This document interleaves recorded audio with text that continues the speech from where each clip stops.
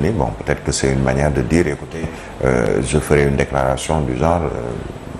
je vais organiser les élections en 2024. Je n'ai pas participé aux élections. D'autres te diront que non. Degré de démocratie, moi, tout le monde peut aller aux élections. Donc, le cas Karim Wade, nous avons réglé. Si ce n'est réglé, c'est déjà. Le cas Khalifa Sall, on nous annonce que c'est pratiquement réglé avec les modifications qu'il y aura dans le code électoral. Tout le monde va participer, mais il y a quand même, je le disais, il y a des perdants. Et parmi les perdants, moi, Nishi Bakul, et parmi les perdants, l'un des principaux perdants reste Ousmane Sonko. D'accord. Balaa ñu ñëw sama ci sport Birahim ni ànd ak Macky saa bu ñu waxee dañuy gis que ni li ñuy wax mooy peut-être candidature président Macky Sall demande sociale la mais est-ce que tey jii ñi ngi xalaat peut-être bis bu bokkee njeexintal yi mën a andi. Demande sociale. moom la ñu waxoon ci 2012. 2011 sax nañ ko tàmbali woon ne c'est une demande sociale pour que Maître Abdoulaye Wade mën a représenter Wade pour dem élection. Mais demande sociale réponse sociale bi mooy ñi dem ci ca urne yi nee leen demande sociale mais sur lan lañ basé wu est-ce que dañoo def sondage pour àgg ci loolu j'ai entendu je pense il y a quelqu'un qui parle de pourquoi ne pas aller vers un référendum je l'ai entendu je pense que il y a 2 jours je sais plus c'était qui encore nee leen non au lieu ñu dem ci ay élections présidentielles 2024 est-ce que lu ñu def référendum pour dire si oui ou non il peut participer. Mais loolu c'est si tu fais ce référendum c'est même pas logique en fait parce que boo defee référendum boobu c'est même pas la peine ngay dem élection bu dee da nga def référendum ne Sénégalais yi génn leen ngeen dem xool ndegam Macky mën naa bokk wala mënul bokk ñu ne la mën naa bokk jarul ngay dem élection présidentielle 2024 parce que boobu am nga majorité bi ci référendum donc ces partisans ce sont des hommes politiques yoo xamee ni man je ne vais pas dans un parti di militer pour un parti pour que man sama candidat ñu koy néewal doole wala muy bañ a bokk jusqu'à ce que mon candidat me propose moom à sa place peut-être koo xamee ni man jaral na ma ko mais le militant il agit en militant les militants de Ousmane Sonko mais ce sont des militants de Ousmane Sonko dans leur tête quel que soit Alpha amul un plan B pour Pastef pourtant on en parle de plus en plus parce que ñenn ñi sax na leen ko mais est-ce que duñu wut plan B si jamais on confirme que mënoo bokk ci élection parce que c'est le projet mooy Pastef mais certains te diront non nous on ne connaît pas le projet Pastef wala contenu ou je ne sais quoi programme nous on connaît Ousmane Sonko donc kooku boo ñëwee ne ko non finalement man Ousmane Sonko mi nga xam ne da nga maa bëgg jox ma sa bopp wóolu ma pour ma dem élection présidentielle pour jiite réew mi waaye man mënutuma dem mais est-ce que du tas yenn yi militant moom militant lay mën a doon quel que soit l'homme politique tey coow li bari na biir AFP par exemple qu'on le dise ou pas mais il y a certains qui sont des Moustapha Niasse depuis belle lurette depuis bi mu tàmbalee partem mais tey il y a d'autres ñoo xamante dañ jàpp ni non Moustapha Niasse jeexal na au plan politique màgget na du mën a nekk président mais ñun AFP faw ñu am un candidat pour la présidentielle bii di ñëw le candidat issu de nos rangs de l'AFP Parti socialiste li indiwoon tiraillement ba am sax ñu génn am ñu dàq am ñu def nangam ak nangam donc Khalifa Ababacar Sall moo nekkoon ñun Parti socialiste parti bu toll ni suñu parti ak at yi mu def ci landerneau politique bi mënuñoo ñëw ñuy am candidat boo xam ne du jóge ci ñun pas candidat aux coalition Benno wala beneen mais candidat boo xam ne ci biir Parti socialiste formé par le Parti socialiste bokk ci Parti socialiste faw mu am moo indi yenn coow yi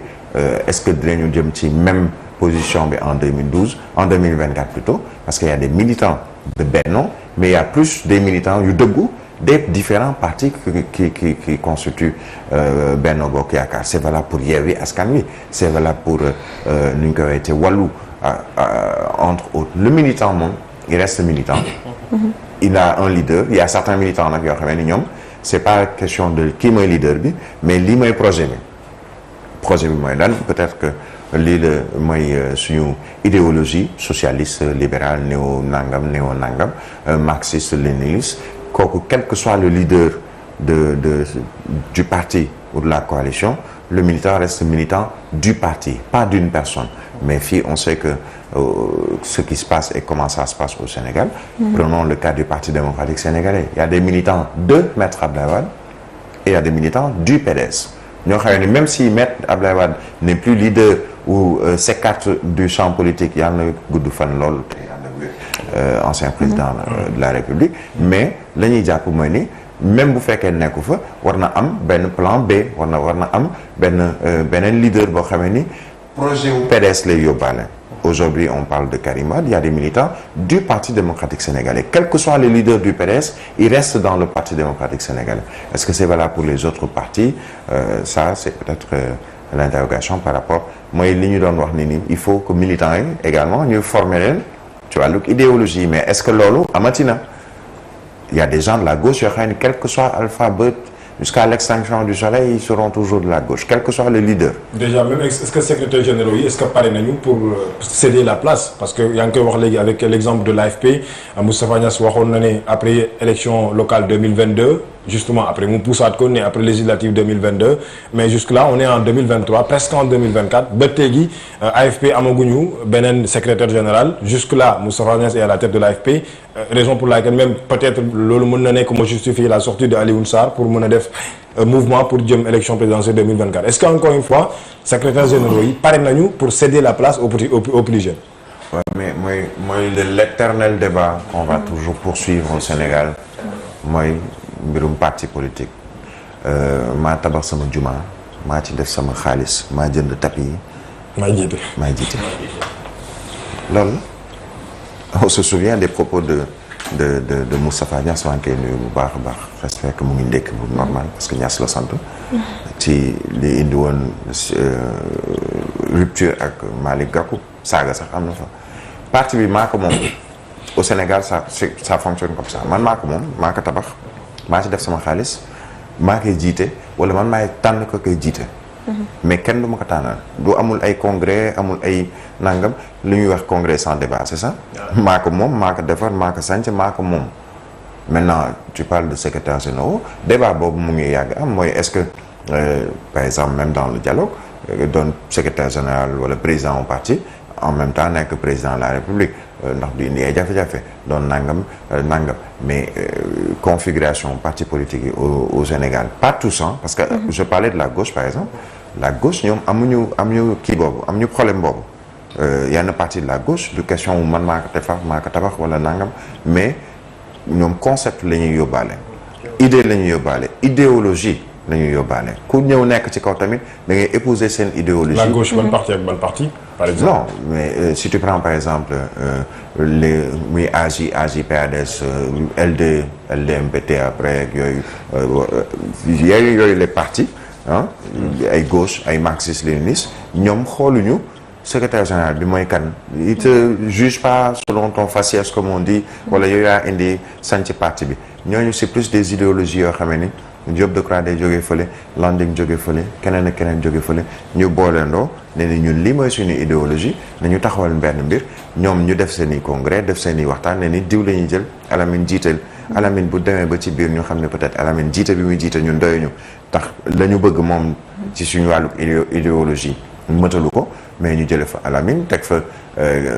Cheikh Diop te du tee Alamine day des ci biir yenn saa yi mu am benn césure bu am kii ne man léegi man maa taxawaloon gauche wala bañ koy taxawal sama kanam la donc mënoo ma ci génne donc autant ma ñu ne la nangam authentique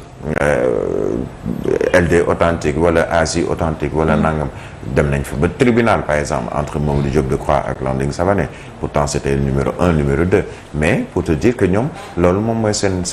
taxawaay maintenant nag c'est pas valable peut-être pour les autres partis surtout nag parti yi mujj judd parce que seen xaalis lañ ci dugal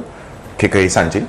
moom mooy doon président bi et c'est presque un président à vie de ce parti PDS aujourd'hui le président à vie de ce parti c'est Maître Abdoulaye Wade même s'il y a un plan B aujourd'hui il y a par exemple un Karim Wade keneen Karim Wade quand les gens voulaient l'imposer ou l'ont imposé mais am na ñu ci jóge Macky Sall ci la bokk nu ñu koy weeti Souleymane Ndéné Ndiaye ak ñeneen Omar Sarr et les Omar Sarr ñaan ñoo jógee biir Parti démocratique sénégalais parce que y avait le fait Karim Wade imposé par le président peut-être le fondateur le Ilmaanu Jumaa ji moom moo ko tabax moo ci def fenêtre yi teg ci tapis yeeg yooyu moo koy jiite muy Maître Abdoulaye Wade mu xëy bés ne ni waa léegi jiite bi sonn naa léegi damay jël sama doom moom mooy jiite ñu ne ko mais ci biir jumaa ji am na ñu gën a jàng sa doom wala am na ñoo xam ni seen alxuraan mokk na